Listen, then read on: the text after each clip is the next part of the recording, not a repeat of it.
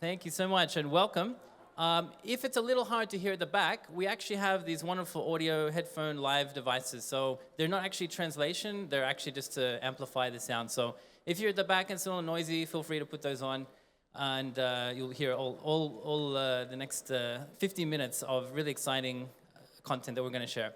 So welcome everyone. Assalamu alaikum, rahmatullah, peace be upon you. My name is Peter, and I'm super thrilled to be here at the forum. We have an amazing session lined up, really wonderful panelists. So just on my left here, you see we've got Dr. Julian. He's joining us from California. He's a designer, researcher, engineer, entrepreneur, has been involved in designing wonderful products, writing books, one of which will be on your table there. We also have Dawn joining us from Singapore. She's the executive director of DesignSingapore Council, and she's got the fan club here. Let's hear it. So yes, thank you, Dawn. Absolutely wonderful to have you here with us. And we have the amazing Dima Boulad, who is actually from right here in Dubai. She leads the research at the Dubai Design Lab, which is a super cool, fun team that's about 2 minutes away. And I have visited them yesterday, highly recommended, and a great part of this beautiful ecosystem we have here as part of the forum and this whole area. So thank you again for joining, and welcome to this wonderful panel. Now, one thing about this panel, you've probably all sat through quite a few talks and very inspiring lectures, great conversations. When I met these wonderful people 2 days ago, we thought, how can we just make this a little bit more unexpected? How can we relearn imagination? And how can we keep that a little bit fun and engaging? So expect a few things in this session that you may not have been doing in the last day or so. So I'm going to hand it over to Dawn, and she's going to take you through a little fun activity, and can't wait to see how we go. Okay, thank you, Peter. Everyone, you can hear me? I also wore a bright color so that you can see me, because, what about imagination if you can't see it? Well, I am not imagination personified, but you get it. Okay, on all your chairs, you should see some googly eyes. If you didn't notice it when you sat down, it's probably at the back of your bum, so I would suggest you check before you leave this place. They should be of different sizes. If you don't have any and someone next to you has more than one, share. Okay, everyone, you've got your googly eyes? I see people looking for the eyes. We've got extras around if you need some supplies. See, it's fun already. We haven't even started.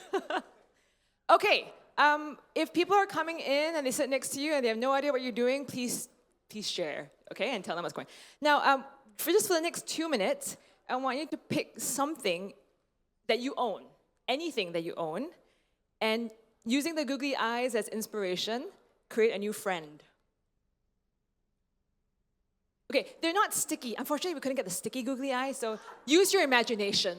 You're in the right session. Use your imagination, right? And create a new friend out of any item that you have with you, anything. Well done. I see when someone's putting on. You can use a body part. Please, appropriate body parts also. Yes. Okay. Give you a couple more seconds to figure this out. All right, everybody's created a new friend? Have you created a new googly eye friend? Okay, now look, turn to the person next to you, behind and front, and introduce your new googly-eyed friend. And explain. I can't wait to see this, Dawn. I'm seeing some great new imaginary. You should walk around and see, like, let's wander around. Who's your googly-eyed friend? Okay. Let's go for a walk. All right. I like that. Here Very cool. Okay, you want to share about your googly-eyed friend? Yeah. Nice. Where's your googly-eyed friend? Nice. Oh, it's on the chair. That's so cute. Yeah. Oh, you need There's extra. someone to share too. What are you guys doing? Oh, I like that. Extra eyes. That's great. We got some really good ideas coming. What are you guys at? Friends. Who's this? Yeah. Nice. Jim. Jim's got one big and one small eye. I like it. He's giving your laptop new life. I like it. All right. Nice. What about your eyes? Ooh, we've got a new handbag. What is the name of your friend? Nice. Very good. Golden hair. Golden hair. The girl with the golden hair. Oh, I like that. That's good imagination. Ooh, hello. Lots of 4 eyes. Very cool. Okay. I think we've created enough of a commotion, everybody. So calm down. I love this handbag over here, Dawn. You've got one there? Yeah, it's the cutest. Did you come with a name for it? It's so cute. Baggy. We got Baggy the cute bag. And we've got someone with one-eyed shoes here. I like it. Cyclops. She's made her shoes into a pair of Cyclops. Okay, everyone, calm down. Okay. Now we've got you focused because His Excellency yesterday said focus is the new currency. So now you're all focused. Well done. You get good news. This is the session of freebies. So you get to keep your googly eyes. And I think Julian has left his book on the chair, so you get 2 freebies today, a book and a pair of googly eyes or more. Okay, we will talk more about this, but I do want to attribute this activity to the designer who actually came up with it, not me. And she's from Singapore, which is where I'm from. And her name is Ms. Fong Yi Ng. You can look her up. She's actually an expert in child design. So you've just all been playing like children. Okay, and with that, I give it back to Peter. Thank you. Let's give her a round of applause. Thank you and all of you, great job.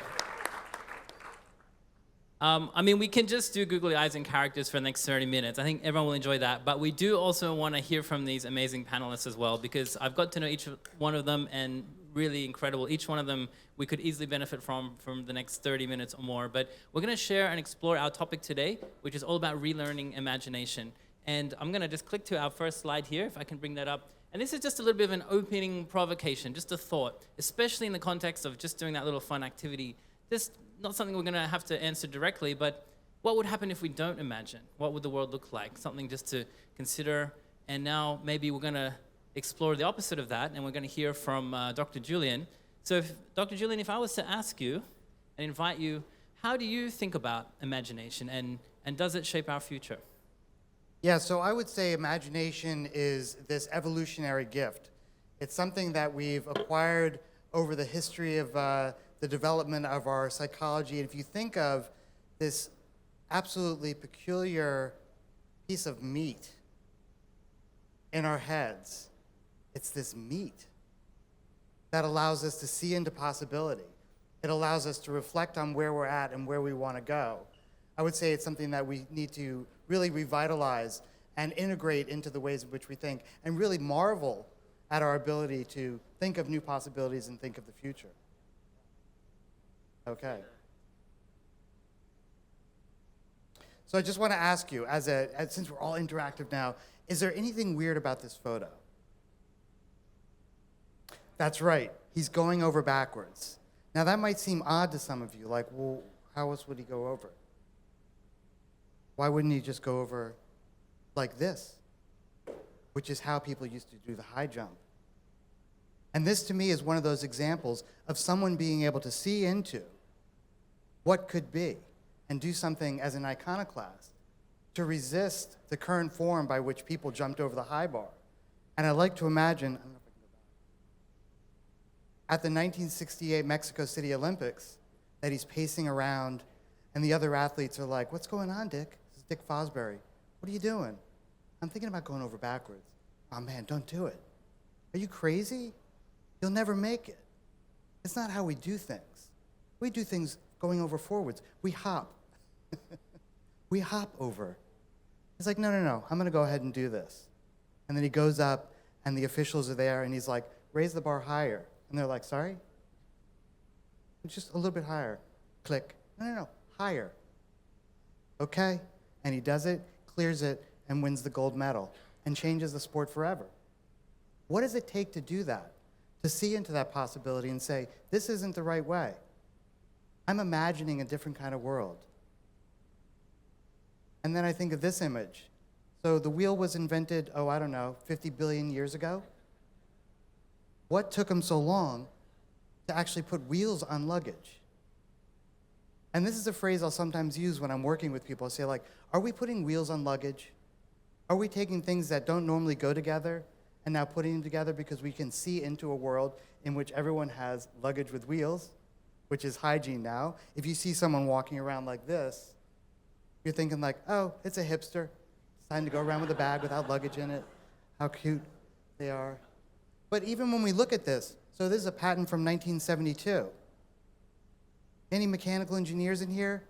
Tell me that this is just not quite right. Why would you put a dog leash on a bag and have the wheels along this axis? I can already feel it falling over, embarrassing myself as I run through an airport. And then even in 1991, a little bit hard to see, but they just put 2 wheels that don't swivel. They're working through the problem. They're doing these iterations. They're prototyping. And that's what we do when we're using our imagination. We're prototyping into possibility. We're rehearsing what could be. And we're allowing ourselves to stumble and fail and do a pattern that might look a little bit wrong, but it's like, okay, I'm getting a little bit closer. And so these are ways in which imagination comes into play when we're looking about ways of innovating, of finding and exploring new possible futures, about trying to make sense the things that to other people don't make sense. Imagination is what allows us to go over backwards. It's what allows us to put wheels on luggage. Thanks, Julian. Beautifully shared. And just 4 images, now we're really thinking about that.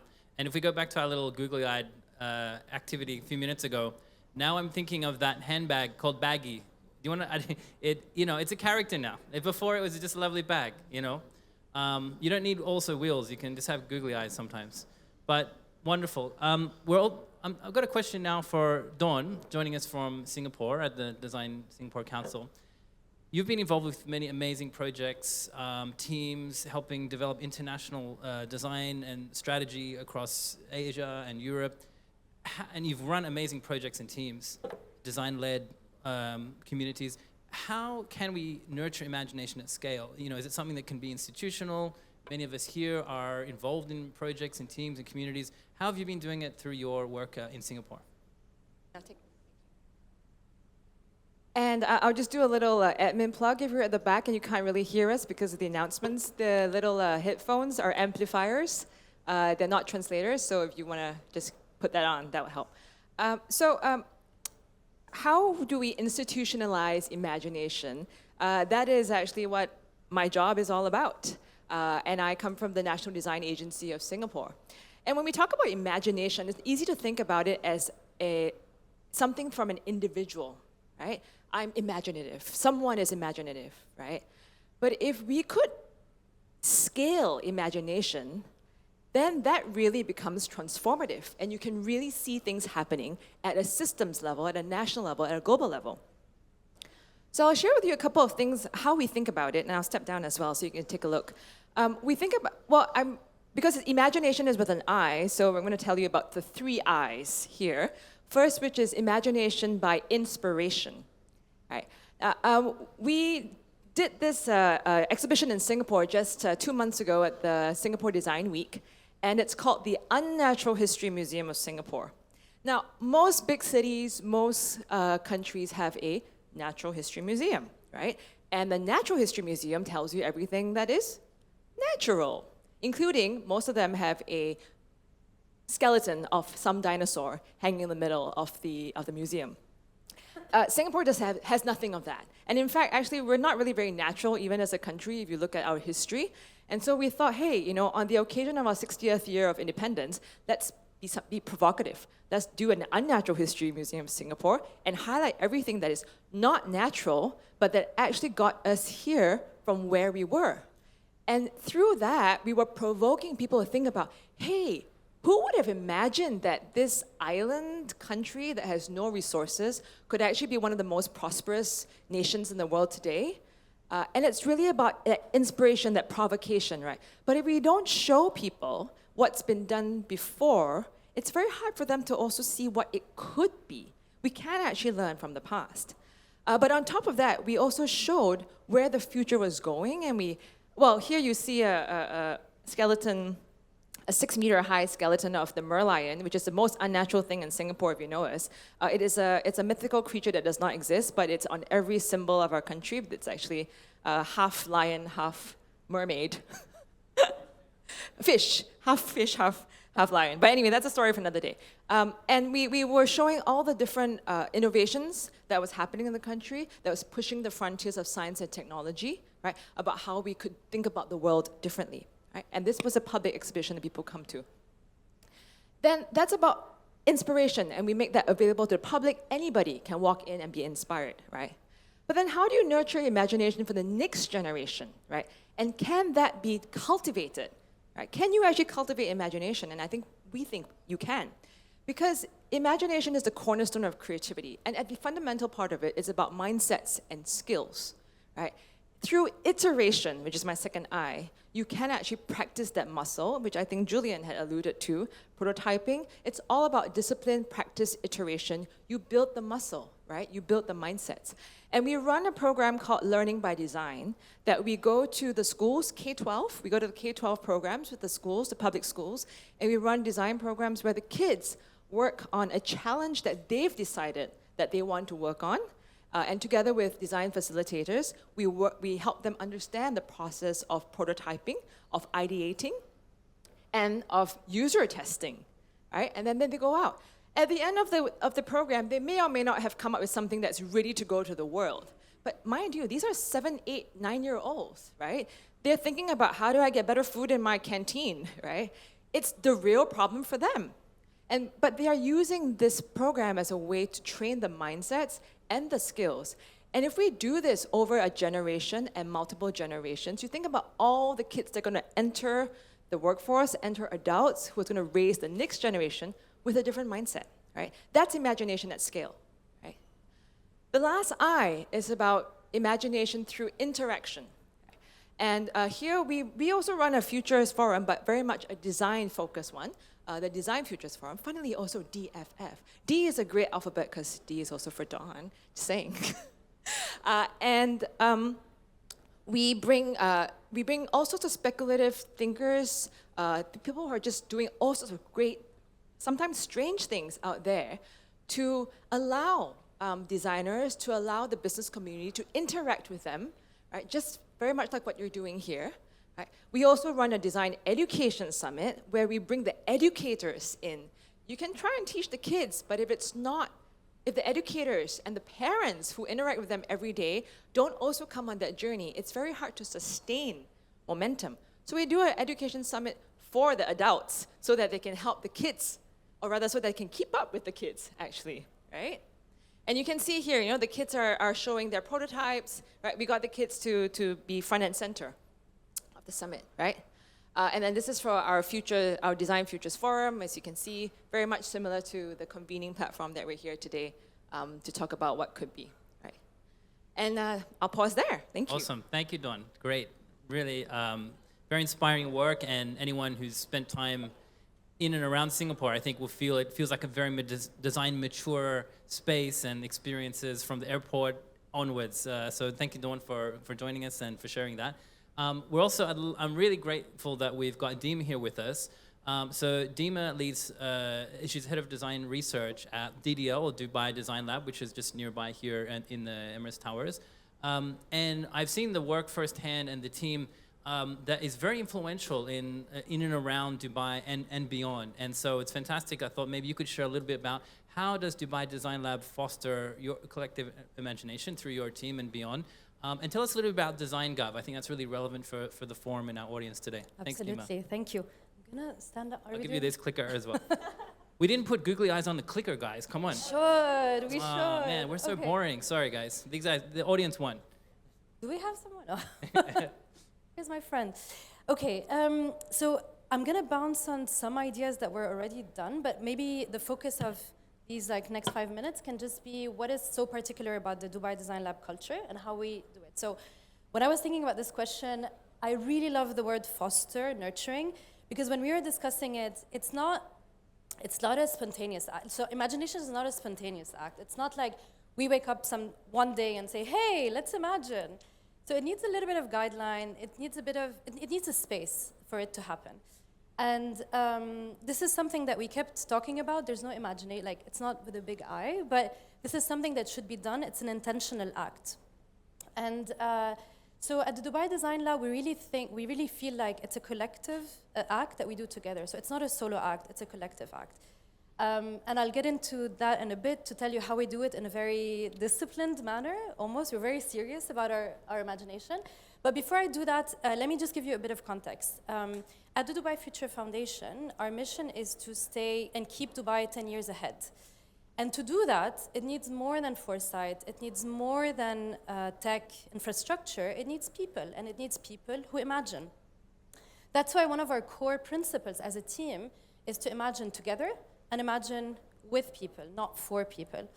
And that's what drives the work that we do, is we always start with other people, putting them at the center of that imagination process. And so to do that, the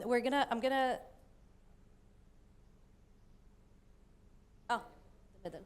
So I want to share 2 rituals that we have, and one initiative, which is DesignGov. So shout out to the team. They're here today, Dubai Design Lab. We have a ritual that's very, very dear to our hearts. It's called the Sonic Shower. And it's basically in the calendar, 15 minutes monthly, where someone from the lab curates a 15-minute playlist for the others. And what we do is just sit around and listen to the music together. Al-Muhannad here is a custodian of that ritual. He makes sure it's in the calendar. And I'm going to insist on that because if we let it go by and just forget about it, it won't happen. But the importance of this ritual is that we do it with no agenda, with no outcomes, but simply sitting together and listening to music. And it's very powerful because we're banking on letting our mind wander, where we stop our day, and then we make sure to sit together and listen to music together. And it needs to happen monthly. It's in the calendar. The other ritual that I wanted to talk to you about, sadly, I don't have a picture, but it's called freestyle. And it's also called, basically, we step aside from our everyday, and we do a crafty activity. And it's one person from the team who will suggest what to do. And there's a power to doing something with your hands, with others, that also lets our imagination run by. And so Freesa has been our ritual that's very dear to our hearts since the early days of the Dubai Design Lab. And basically, there's a power in getting tangible early. And we do that by exercising that muscle. So I'd love to talk about the role of design and all of that, Julian, and the way that we give a what if that's in our brain, in our mind, give it a tangible form, putting it in front of people, learning from it, prototyping it, testing what it could do, because I'm sure the wheels on the suitcase didn't just happen overnight. It took many, many, many iterations, and then this is how we learn to get tangible very early. And the last initiative that I would love to keep there for the audience is our flagship program, DesignGov. And it's a leadership program for governmental entities and individuals who would like to step up in design and learn design as a language. And what we do is we take them on a 4-month-long journey, and we teach the power of design and the language, the mindset of design as well. And I find it so powerful because we're basically saying, through the design process, we're saying, let's learn not to be certain. Let's learn to experiment, to try, to put things out there. But it's a mindset, and it needs time. It's not overnight that we're going to be comfortable with uncertainty. So I'd love to also bounce this idea with the other panelists. It's relearning imagination almost feels like unlearning certainty and being very comfortable with it, and being comfortable that we don't have to get it right from the first time. We won't. It's like the first pancake. It's always going to be wobbly. And we're fine with that because the first pancake is not supposed to be the good one. But you learn from it, and you add on it, and you learn how it can be the best pancake. So yeah, I'd love to open the floor with all of that. Amazing. Thank you, Dima. And it is really very close by the lab itself. And one thing I really appreciate about the lab and the way it's so integrated, it's baked in literally to the space where a lot of senior decisions are made in this this building, and people wander through and see a lot of live design activities, over the years. It's fantastic. Yeah. And I'll add one thing actually that we were talking about. Yeah. Sometimes we have the challenge of, and I'm sure the team will vouch for that. Sometimes we struggle to be taken seriously because it might look to the outside that this is done for play, but actually it's play so that we can get rid of perfection and then so that we can get to the next big idea. So I can just imagine someone walking through, very senior, and then they're all having a sonic shower, listening to a 15-minute play track. You're like, what is going on there? But that very much, for people in design space, I think it's a great example of bringing that, creating that awareness and baking that into the culture and the ecosystem. And I've seen Dubai do that extremely well, I feel, over the years. And this space that we're in next to the museum, Area 2071, if you haven't had a chance to kind of wander around, you can feel that it's baked into the culture. And as through the years, I think that has a real effect on people making more design-led decisions and bringing imagination more directly into the whole culture, which is wonderful. So I'm going to hop now to. I'm conscious of our time, and we are going to have some Q&A as well. So we're looking forward to your questions in just a couple of minutes as well. Now, this is a big question. This kind of links back to the opening talk that we had at the start of the forum yesterday with, very big, timely, topical questions. And I thought one that I thought was answered very well by Ayla, I think, regarding what humanity is in this age. But we'd like to address it in the context of this panel as well, relearning imagination. Are we actively shaping our future? So I thought I might pose this big audacious question, firstly to Dr. Julian. So Julian, in this AI era, does imagination help us discover our humanity? How do you think about these questions and give us some hope and guidance for this time we find ourselves in? Hope and guidance, no problem. Gotcha. Well, anything else you'd like to share is also welcome. Warnings? I will get some hope and guidance. Probably 100% of us have experienced or played with or wondered about, but probably in a very tangible way with AI and what it's doing. And you get this sort of feeling of a presence in some fashion. AI makes things faster, which I think is an incredible capability if we can help sort of guide our kind of ideation around ideas with a peculiar collaborator, with this otherworldly entity that is sort of feeding things back to us. I think that's absolutely remarkable, and I think there's incredible potential. It is a little bit like wheels on luggage, but us as humans, our humanity, we're making decisions about where we want to go with that luggage.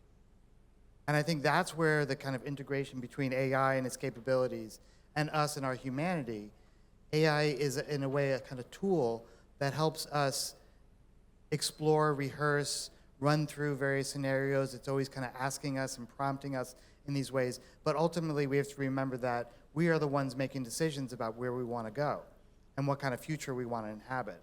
And I think that's that connection. It's reminding us that despite all the optionality that it's giving us, we are still the ones deciding where we want to go and what kind of world we want to be in. Yeah, well said. Feel free, of course, to share anything further on that. I feel it's very topical in the last 24 hours or more.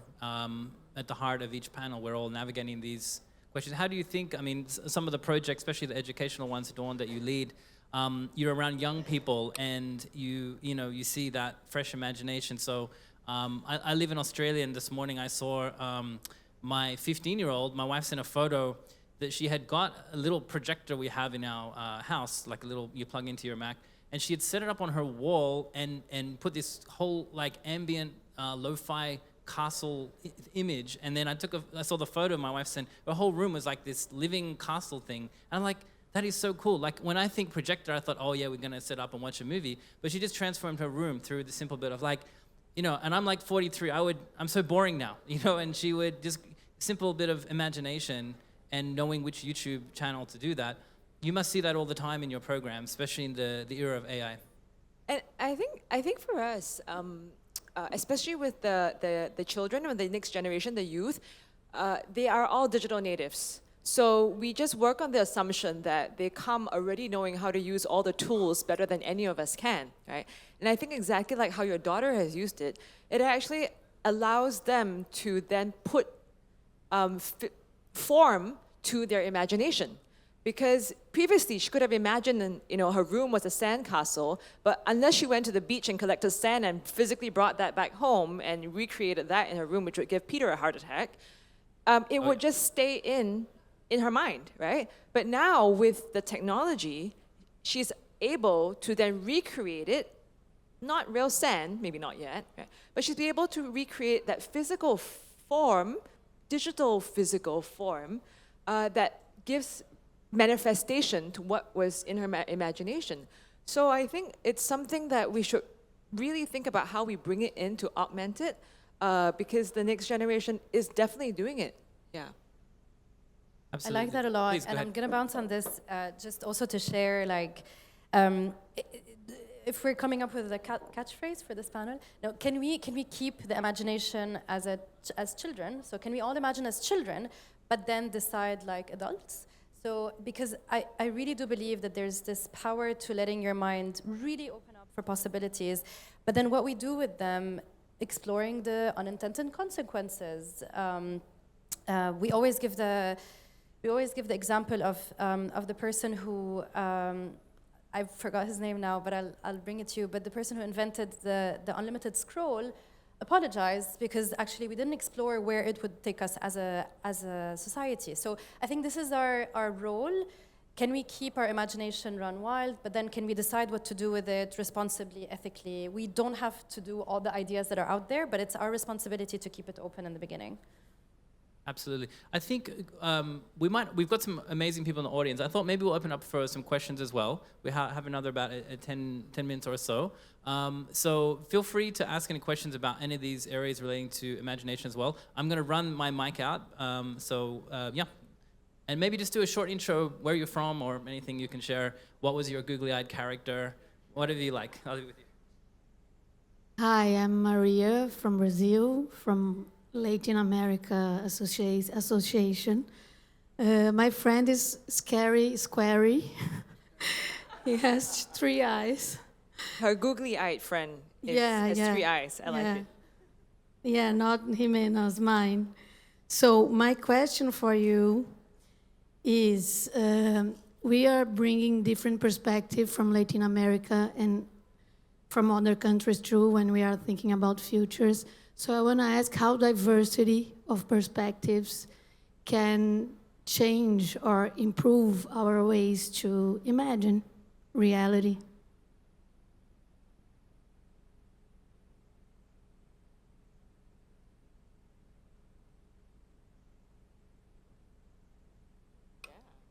Back to my wheels question. Yeah. Wheels on the bus, wheels on the luggage. Yeah. Well, I think so. You bring your experiences, you bring all your everything that you've integrated into your consciousness when you're posed with any kind of question or topic, and it's the diversity of that. You want a diversity of that, especially when you're looking into unexpected, unknown possibilities, known ways of kind of being, I guess.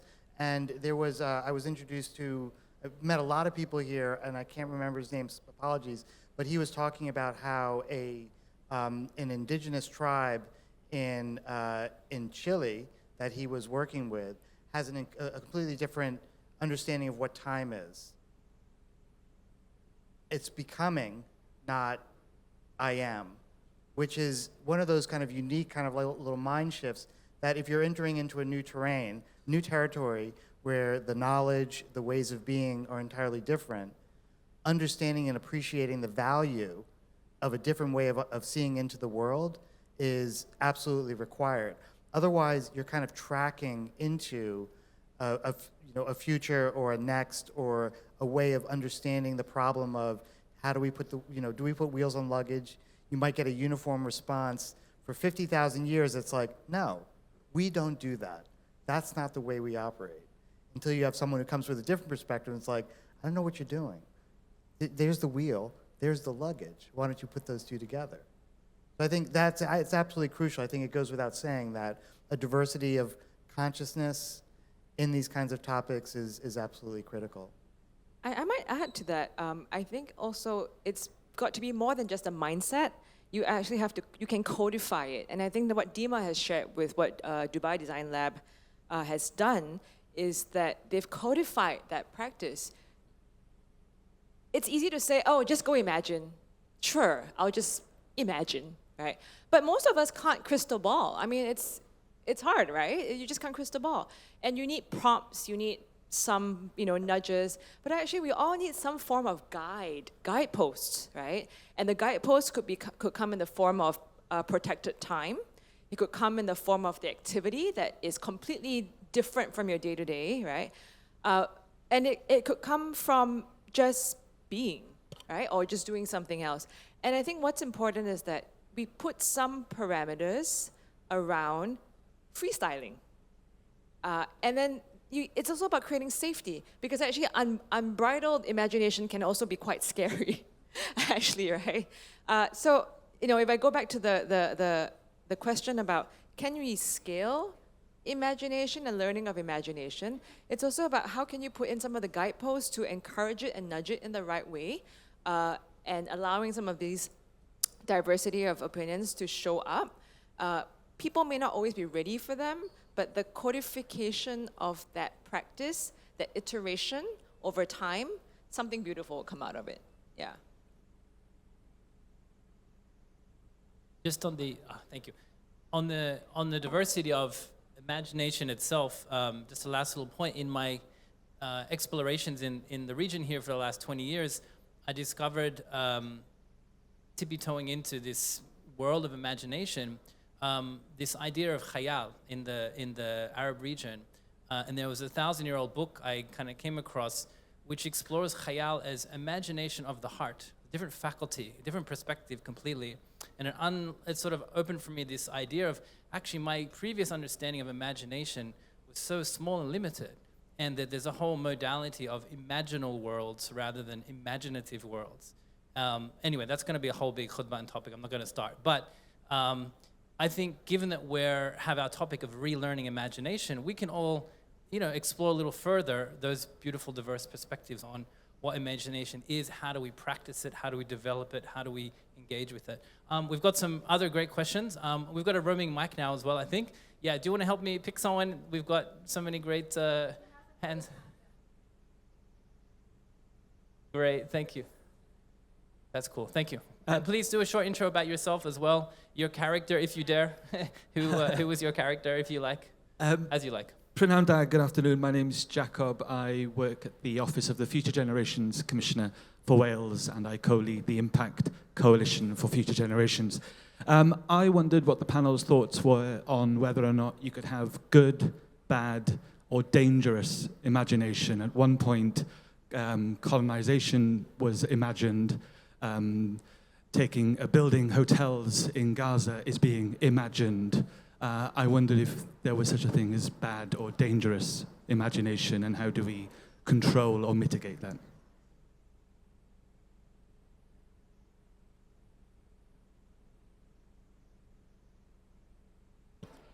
I mean, how long have we got? We've got, yeah. Anyone want to answer that one? It's a very loaded question. I think we agree. Maybe this just goes back to what we were saying before. There's a responsibility in our imagination and where it takes us. And maybe we can bounce on what you mentioned as like, can we make sure that the people who are imagining together are diverse enough so that we can make sure to bring in, we're not going to go into politics necessarily right now, it's not the time, but can we make sure that we're really representing the voices? And so we do have a responsibility. Who's imagining? Who's left out, who's not imagining with us. I think this all goes to those design guidelines that we have the responsibility to put in place. And a practice that I'm just gonna talk from our perspective, is just recognizing our bias and putting it out there and almost writing it down and saying, yes, I do represent this bias, I have this bias, and let me see how I can counter it with another perspective. Well said. Thanks for the question. Next, however, you want to pass the mic along? Thank you. Thanks, Micah. Hello, can you hear me? Yep, we got you. Thank you. My name is Mariam Meheri. I worked in one of the consulting companies focusing on digital and experience. I want to focus on three things that was discussed in this session, and then it will follow up. It will follow my question will follow my thoughts. So I think the most important thing is to be, and the safety, and switching on the inner child for the imagination to happen. But it's a beautiful three elements: be, safety, and switching on the inner child. But the approach and the space of having that, it's a bit tricky, even though it's so easy to hear it. Another thing, how can we integrate the different perspectives between the different generations, and also including these elements that I mentioned? Because it's very important to have a space where you can be, and you can bring out that inner child while you feel that, okay, it is a safe space, you can be yourself, and you can be. but it's very hard to do that, you know. Thank you. Okay, that sounds like a great Julian question. Not to throw you under. Yeah, so the child question is super important. I can say that maybe another way of looking at it is creating space to do things that don't quite make sense, because I think that's one thing that children are very capable of seeing something that to us as adults might seem silly, or this is nonsense, but in some ways they are able to make meaning out of it. Talking to someone the other day, it's like, I remember when I was a kid, you could build an entire world with a piece of cardboard and string, and you felt and really sensed into that world. And I think kind of bringing back some of that, the techniques and approaches of that, is one way in which we can kind of create the space. That's why oftentimes you'll see when there's an ideation session going on within a product team, you'll just see stuff scattered around. You'll see it'll be like a little bit messy. And that messiness is the mind trying to make sense of possibility and begin to build worlds out of just fragments and components and pieces of it. Within organizations, I think it becomes a challenge. Organizations like structure, that's why they're called organizations. They're not called disorganizations, but maybe finding ways and spaces in which the kinds of activities that we see are where new ideas come from, where something starts as nonsense, but then evolves into something else. And also maybe looking at this kind of work that we're describing, the imagination work, rephrasing it and reframing it as de-risking. De-risking, we're gonna look into it and we're gonna rehearse possibilities. And maybe some of those possibilities that we're gonna rehearse are existential. What are the challenges to our organization that are gonna result in it disappearing? What are the challenges that we face as an institution that we want to anticipate and begin to play with? And I think, as we've heard, Dubai is doing that fantastically by saying, let's look at 10 years. Let's deliberately rehearse what the world might be like in 10 years and begin to prototype it. And I'm going to add to that. One of the concepts that I think is quite important, which is a mindset shift, which is, does it always have to be a big I, big imagination, big innovation, big creativity, right? Is that only then recognized as imagination? Is that only recognized as creative? What about the little C's and the little I's that happen in the everyday, right? Those are actually the foundations to get to the big C, the big I, the wheel on the luggage, right? And if we can recognize that, then I think you create that safety and that space for more of the little I's, the little C's to happen, which then eventually with momentum will get you to the big C and big I. I mean, we all say startups fail. If you are not a founder that has failed in a startup, you're not a real founder, right? I mean, I say this in jest, but there is some respect in that because people recognize that you need to have done it, right? And you need to have tried it, and eventually you get to the thing that works. And I'm going to borrow something from IDEO here, which is the concept of creative confidence, right? And I'm just going to add a little spin to it because the same thing, you don't wake up going, I'm going to imagine and I'm going to happen, right? You don't wake up going, I'm super creatively confident and therefore I'm going to go conquer the world, right? It takes time to build that up, right? And the way we think about it in Singapore and with the Design Council is it's buttressed by creative courage and creative competence. Competence is skills. You can teach skills, right? And we all know there are some fundamental skills that are part of design, part of innovation, part of creativity, right? Those things can be taught. So then that builds creative competence. But if you don't practice that competence, you'll never get to a point where you have enough courage to use it. And if you don't have enough courage to use it, you will never build up the confidence to use it when it matters. So it's actually all self-reinforcing, but it starts with recognizing that actually it's really in the everyday, right? Small c, small I, small whatever capital letter you want to use, and then trying to find ways to reinforce it, recognizing that parts of it you can teach. It's not just something you pluck out and you are innately born with it or you're not, right? Some people have a natural affinity to it, good for them, right? But you can actually teach everybody some baselines, right? And then you repeat, yeah. I'll add one thing to what you said, Dawn, since we spoke about it yesterday, is how can we create the environment for it as well, right? Like there's certain environments which I think as designers we have, our role is slightly shifting as well to be like designers as facilitators of that environment. How can we make sure that it's done collectively? How can we make sure to have a bit more courage once, and so yeah, add the word environment to that. Yeah, and I think that book, Creative Confidence, is a great reminder for adults where, one of the only rules we have in our programs is like, no one is allowed to use the phrase, oh, I'm not the creative type, I'm not the creative one. Anyone who's using that in this forum, like, because creativity isn't just a visual act. Sometimes as we grow, we just associate it with visual art or some kind of creative practice, but we bring that, of course, we bake that into our decisions, how we live, our mindset, and imagination pairing with that. It's not just the realm of fantasy and fantastical, fun, silly things. Imagination is what helps drive great decisions forward, and leadership requires that. We've got time for, I think, maybe one or two. Right at the back, Micah, thank you.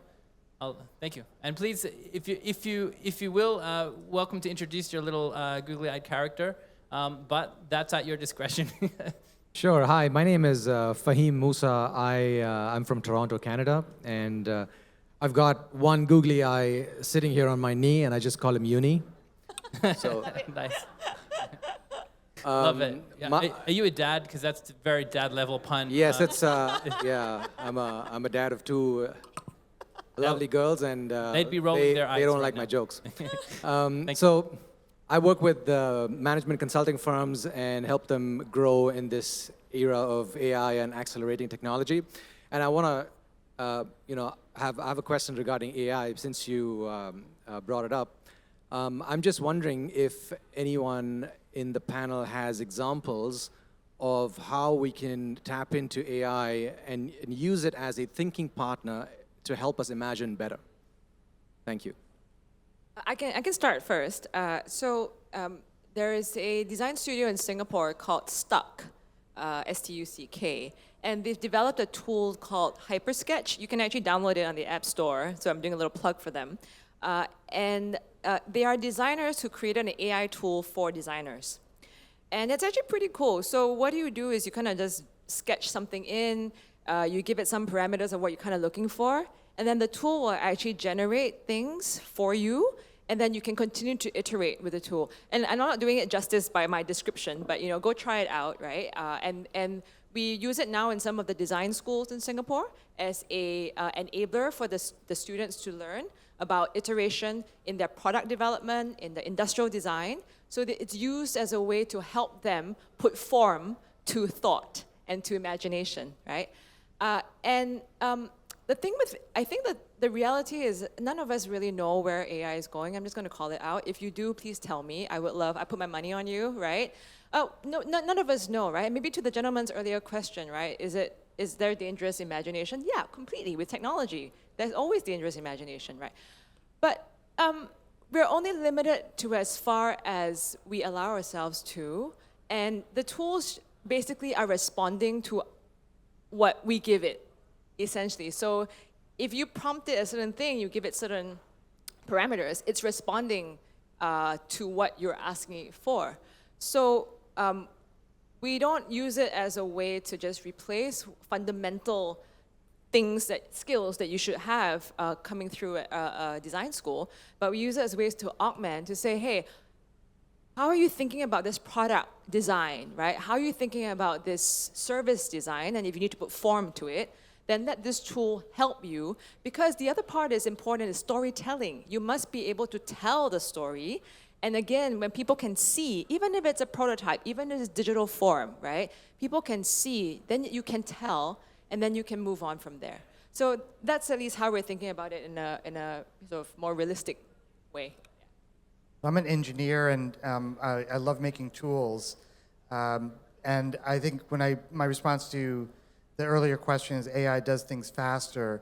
It really closes the gap between an idea you might have and its implementation, which I find incredible to know as an engineer. Like, I know what I could build if I had 4 months and all the time in the to do that.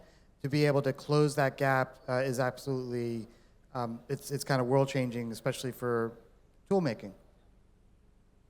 In the lab, And Dima, I was going to say, you might take, because we're at time, you might wrap this into your closing thought as well. I'll wrap it, because I would just, so the idea of speed is definitely there. And I would say, so in the lab, so it helps us give tangible form, but then to see things quicker, to be able to learn from them though. I think that's what we do at the lab, is to treat them as sacrificial concepts. Yes, we can very quickly see what it could look like, so that again, we can have quicker feedback loops and then see where it could go. So this is just bouncing on Julian's idea on that. Speed definitely helps you, but what you do with it is then where design really comes from.